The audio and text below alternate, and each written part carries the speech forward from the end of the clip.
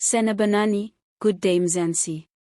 Welcome back to Mzansi Citizen, where we tell the stories that matter to our people. Today we must talk about a dark moment at the G20 Summit in Johannesburg.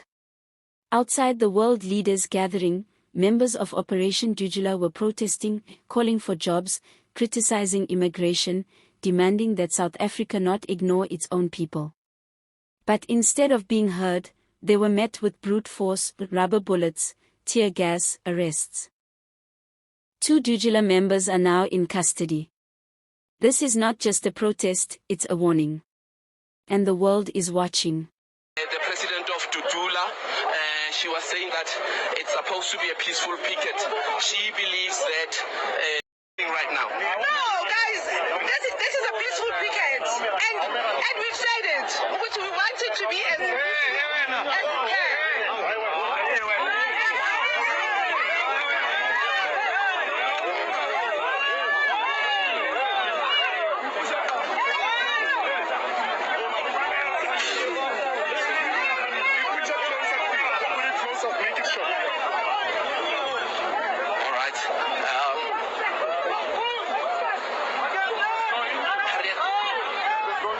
to be a fight at the moment. Shots fired at the moment, rubber bullets fired into the crowd. Police are firing rubber bullets in order to disperse the crowds at the moment. We are standing behind. It seems like there's a police officer there that was injured by those the shots that were fired into the crowd. There seems to be, as you heard from Zandi speaking right now, the president of Dudula, she was saying that it's supposed to be a peaceful picket. She believes that they have the right to picket and they shouldn't be restricted to picket. It seems like there is a member of Operation Dudula there that is under police custody at the moment, just being arrested. Fights continue as police are trying to apprehend certain leaders of Operation Dudula who are in the forefront of pushing the fight. I'm going to attempt to bring in Zandile Dudula, that's going to be speaking to us about some of their grievances in relation to this particular protest at the moment. Zandile, you are the leader of Operation Dudula. We recently heard from a Gauteng High Court essentially saying that the operations that were being conducted by Operation Dudula were unlawful and should not have taken place. Today you are here on the official opening of the G20 Summit. You're also protesting against the very same illegal immigration that you say is taking place in the country. You know what? We will not stop. And I've said it before that nothing will stop us until our borders are closed, until all illegal foreigners are deported back to their homes. Then we can start dealing with the ones claiming to be legal in the country. Because there's many bogus Home Affairs in South Africa. Even the former Minister of Home Affairs, Dr. Aaron Mutwaledi, has closed one. So we're still facing issues of, not getting basic services, water. Unemployment rate is high in South Africa. Crime is escalating on a daily basis.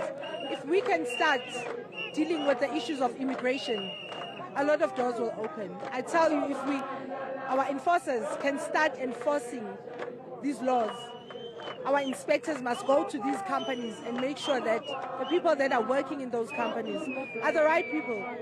Then the employment rate will drop, the unemployment rate will drop. Service delivery will be better because you go to the cities, even in townships and other suburbs. Properties are hijacked by foreigners. They rent them out. They don't pay services. They don't pay lights, they don't pay water. So this means cities don't receive any revenue. That's why we have bad service delivery in this country. But our government doesn't think like that. I'm not sure. I think they've lost touch with communities.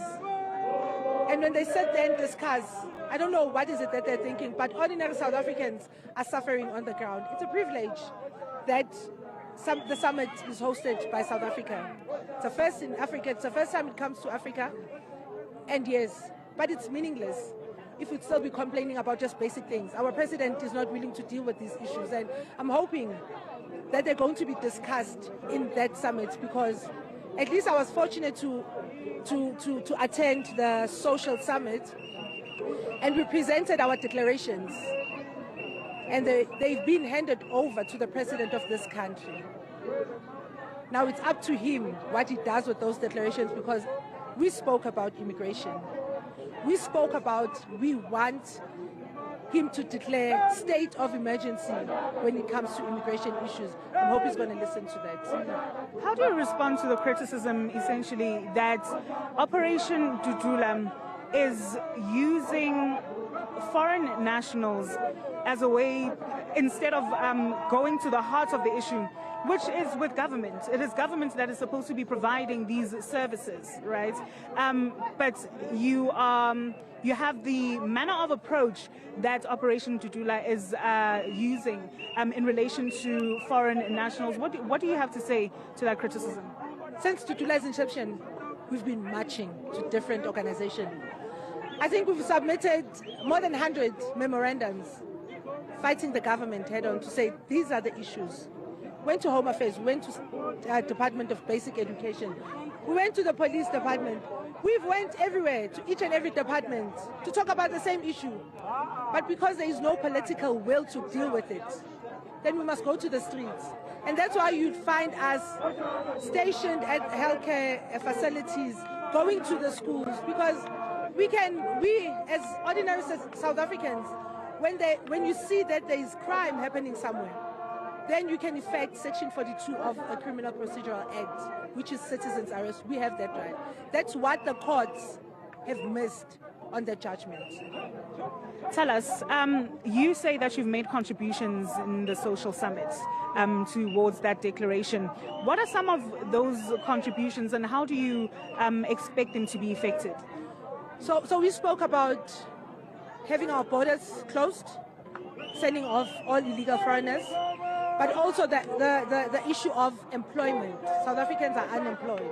And the issues of crime and corruption within the government entities. We spoke about that. That's why I'm saying that I'm hoping that they will talk about them and discuss them, so that if really South African president doesn't have the capacity to deal with it, he can receive advisors from the people that he's sitting with that side. And I'm hoping it will be dealt with, because it's a burning issue in this country.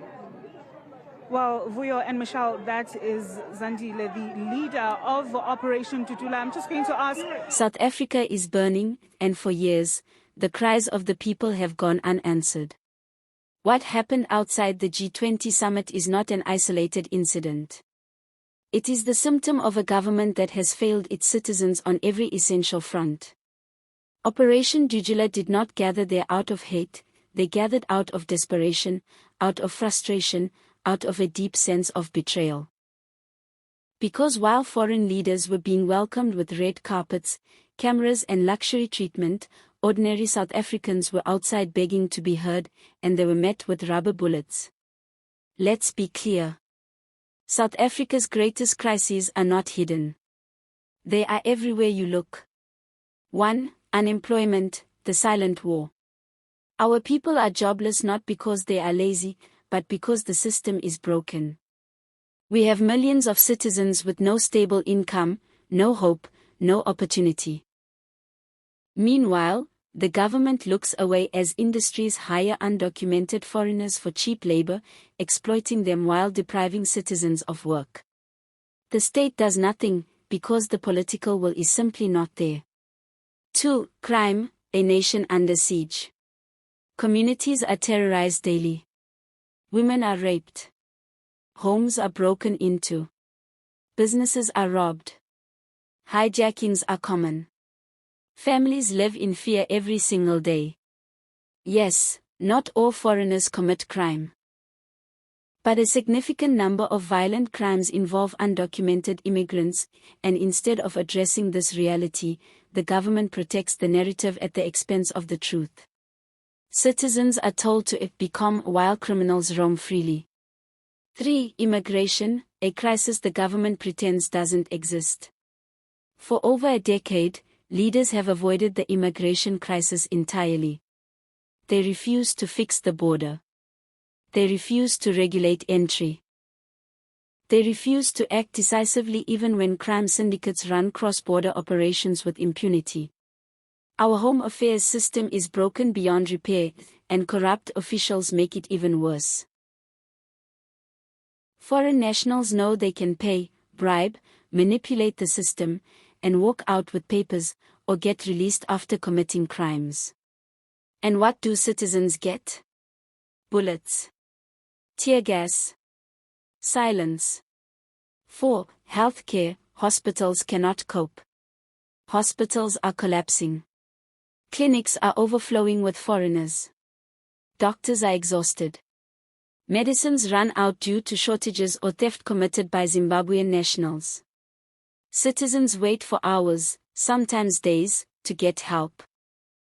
While the system is overwhelmed beyond its capacity, the government refuses to implement firm immigration controls to relieve the pressure. South Africans pay taxes, yet receive third-world treatment in their own country. 5. Housing, a broken promise. RDP houses. Still a dream for millions. The waiting lists are decades long. Illegal foreigners are beneficiaries at the expense of citizens. Communities are fighting for land because no one is listening. But the government is quick to condemn them when they protest, instead of fixing the system. 6. Education, schools overcrowded and underserved.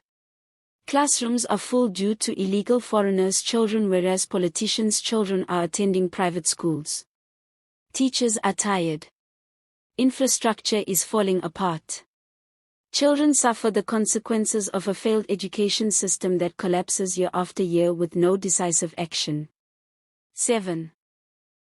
Drugs, prostitution, human trafficking, the streets have become hunting grounds. NIOP is destroying a generation of future leaders. Drug lords operate boldly because there is no fear of consequences. Human trafficking networks run through South Africa with shocking ease. And prostitution rings flourish in major cities, often controlled by foreign syndicates, especially the Nigerians. Yet government leaders remain in denial. They speak of Ubuntu and inclusivity while our communities drown in crime, drugs, and exploitation. They are not affected by these social ills because they are better off and protected by our taxes.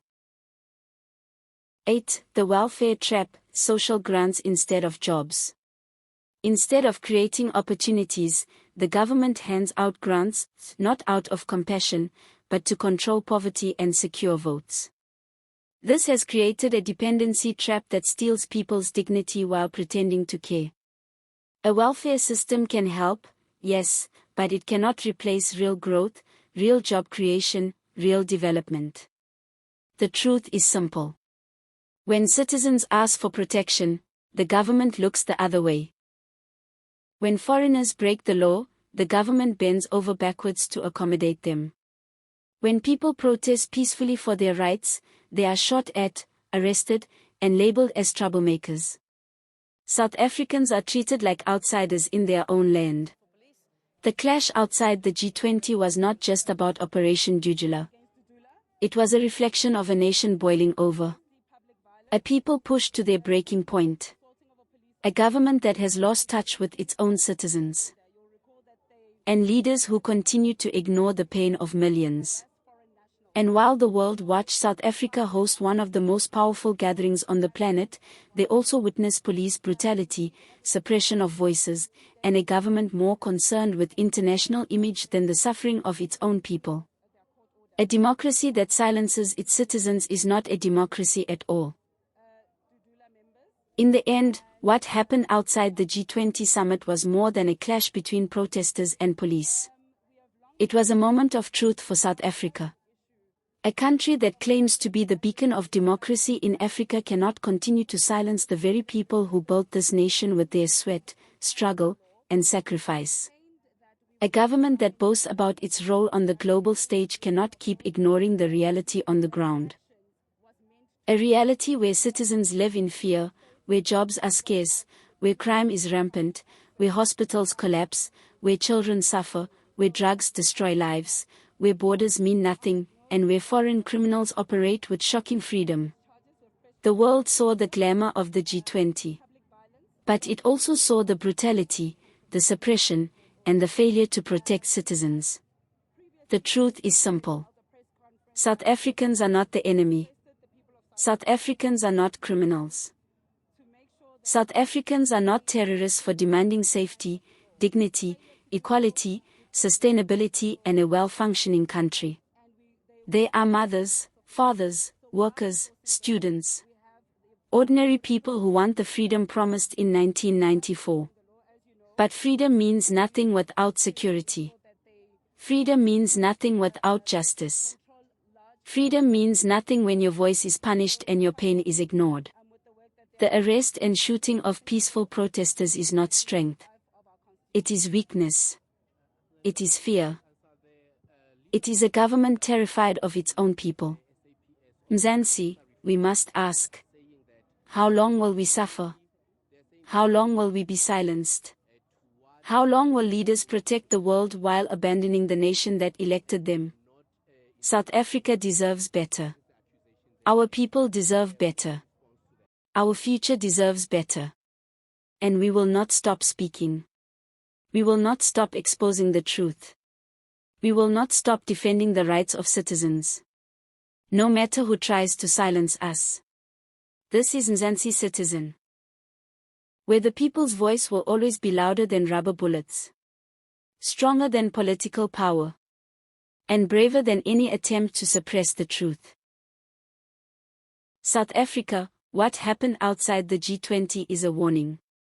A warning that if citizens do not stand together, speak together, and act together, our voices will continue to be crushed under the boots of those who fear the truth. Today it was Operation Dudula. Tomorrow it could be any community demanding justice. Any mother demanding safety. Any worker demanding dignity. Any youth demanding a future. This is the moment when silence becomes complicity. This is the moment when unity becomes our greatest weapon. This is the moment when citizens must rise, not in violence, but in collective, disciplined, unstoppable civic action.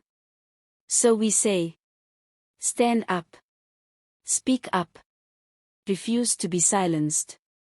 Call your councillors. Challenge your leaders. Demand accountability. Organize your communities. Support lawful civic movements. Document abuses. Share the truth. Expose injustice wherever you see it. Because if peaceful protesters can be shot at, if citizens standing on their own soil can be arrested, then no one is safe. Unless we make ourselves impossible to ignore. Let the world see that South Africans refuse to live under fear. Let the government know that democracy is not a performance for global audiences. It is a commitment to its own people. We must fight, not with weapons, but with unity. With courage. With relentless pressure. And with a national voice that cannot be shut down.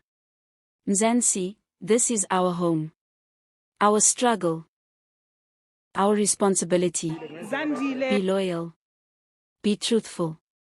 Be proudly patriot. Like, share, follow, comment and subscribe for more in-depth South African news coverage. Mzansi Citizen.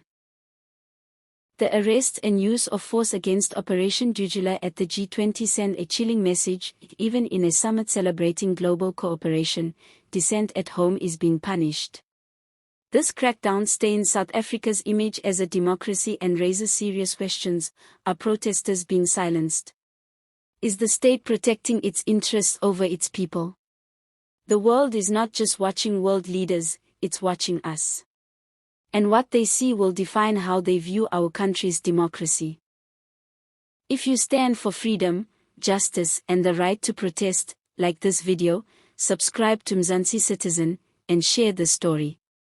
Comment below, do you think the state crossed the line? What should be done now? From Johannesburg, this is Mzansi Citizen, letting the world hear our real voice.